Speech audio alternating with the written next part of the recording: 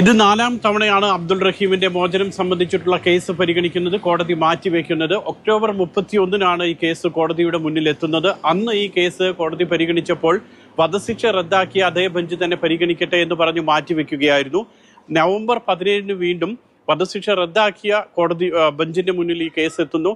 അന്ന് പ്രോസിക്യൂഷന് പറയാനുണ്ടായിരുന്നതെല്ലാം തന്നെ കോടതി കേട്ടു. അതിനുശേഷം ഡിസംബർ 8-ന് ഈ കേസ് പരിഗണിക്കാൻ വേണ്ടി മാറ്റിവെച്ചു. ഡിസംബർ 8-ന് ഈ കേസ് പരിഗണിച്ചപ്പോൾ അബ്ദുൾ റഹീമിന്റെ ഭാഗത്തു നിന്നും പറയാനുണ്ടായിരുന്ന കാര്യങ്ങളും കേട്ടു. ഇന്ന് 12-ാം തീയതി വിധി ഉണ്ടാകുമെന്നുള്ളതായിരുന്നു എല്ലാവരുടെയും പ്രതീക്ഷ. പക്ഷേ കേസ് ഇന്ന് പരിഗണിച്ച കോടതി സാങ്കേതിക കാരണങ്ങൾ പറഞ്ഞുകൊണ്ട് ഇത് പരിഗണിക്കുന്നത് അടുത്ത ഈ മാസം 30-ലേക്ക് ഡിസംബർ 30-ലേക്ക് മാറ്റിവെക്കുകയായിരുന്നു. ഡിസംബർ 30-ന് സൗദി അറേബ്യൻ സമയം രാവിലെ 11:30-ക്കാണ് ഇനി ഈ കേസ് പരിഗണിക്കുക. അതായത് ഇന്ത്യൻ സമയം ഏതാണ്ട് ഉച്ചയ്ക്ക് 2 മണിയോട് കൂടിയായിരിക്കും ഈ കേസ് പരിഗണിക്കുക.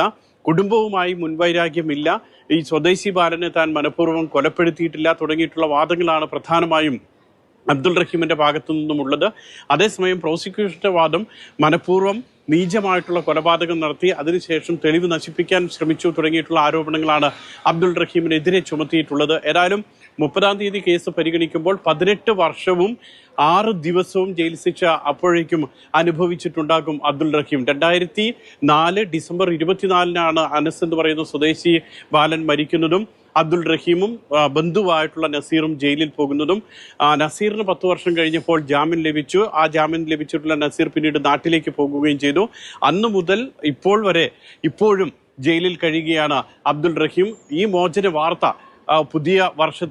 പുതുവർഷത്തിൽ നല്ലൊരു വാർത്ത ഉണ്ടാകും ഇനിയെങ്കിലും എന്നുള്ള പ്രതീക്ഷയോടു കൂടിയാണ് എല്ലാവരും കാത്തിരിക്കുന്നത്.